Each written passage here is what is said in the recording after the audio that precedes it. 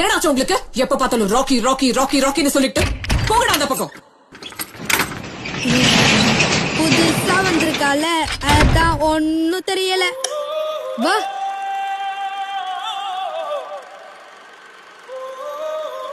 டேலண்டடான youngsters நிறைய பேர் இருக்காங்க, பட் வாய்ப்பு கிடைக்க மாட்டேங்குது. Chennai motors, Enfield group of companies, அங்கே 6 months அப்ரெண்டிஸாக இருந்தேன். நான் 1991 சொந்தமாக ஒரு பிஸ்னஸ் ஆரம்பித்தேன் ஈரோடில், டெக்ஸ்டைல் ப்ராசஸிங் ஏஜென்சி. அந்த பிஸ்னஸில் நஷ்டம் ஏற்பட்டதுக்கப்புறம் தான் ஒரு ஆஃபர் வந்தது எனக்கு. சினிமா துறைக்கு வரதுக்கு முன்னாடி மோட்டார் சைக்கிள் ரேசிங் வந்து எனக்கு ஒரு ஹாபியாக இருந்தது. ஆனால் இப்போ பண்ண முடியாது. அன்ஃபார்ச்சுனேட்லி ஒரு ஆக்சிடென்ட்டில் அடிபட்டு எனக்கு ஆப்ரேஷன் பண்ண வேண்டியதாக இருந்தது. 1.5 வருஷம் வீட்டில் உட்கார வேண்டியதாக இருந்தது. ஃபேமிலி மெம்பர்ஸ் பிடிக்கல, அவங்களுக்கு வந்து இந்த they didn't like me pursuing this mechanic.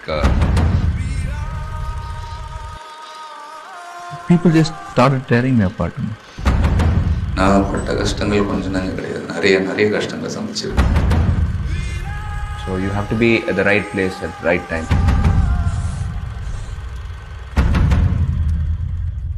சொல்லு, என்ன வேணும் உனக்கு?